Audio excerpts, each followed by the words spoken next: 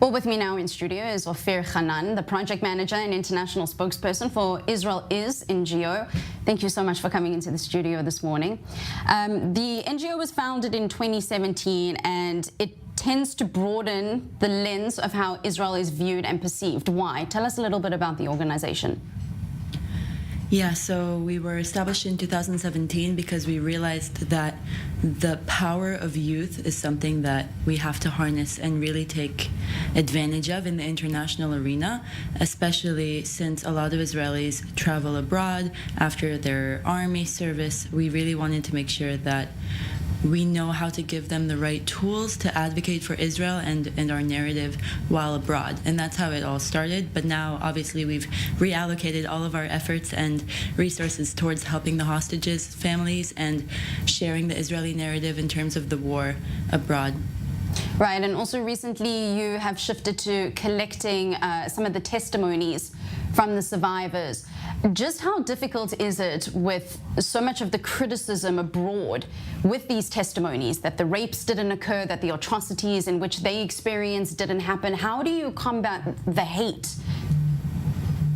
Yeah, it's definitely heartbreaking and very difficult to witness, and that's kind of why I started working with the families on October 7th, really from day one. We realized that the best way to try and combat the situation is just by humanizing the stories of the families. I mean, why is taking people hostage something that is a matter of public debate? It shouldn't be. It's a global humanitarian issue, and that's what we're trying to project to the world, and that's what we want the world to help support us in.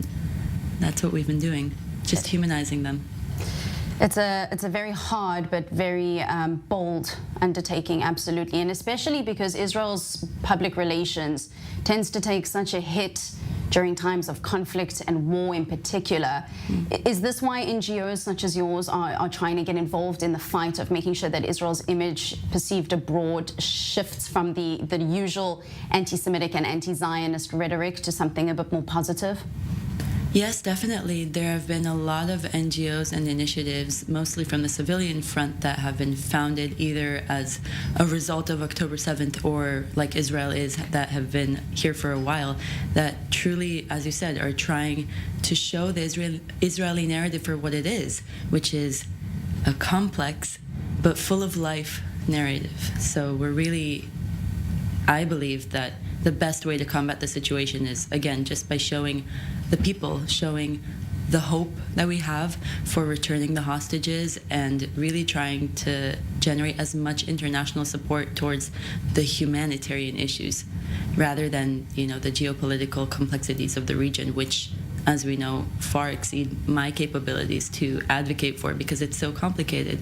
We really just want to make sure that people understand that our nation here has been hurt. We have people that have been taken hostage, civilians, and that's what we're trying to advocate for. As you mentioned, really bringing the human aspect, the most basic aspect, to a lot of their stories.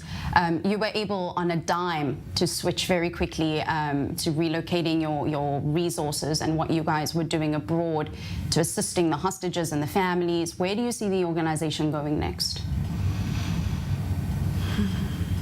I think we have to do everything in our power to keep showing these stories, to keep having people-to-people conversations and advocating for the return of the hostages through storytelling.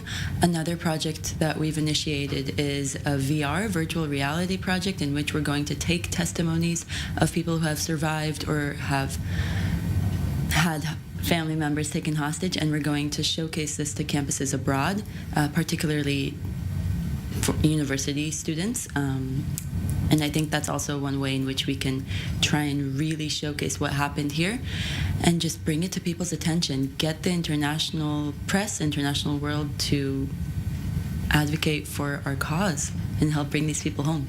Well, we at i24 News have the esteemed honor of being able to provide you with a platform to be able to do that. Ophyr, Hanan, thank you so very much for joining me this morning.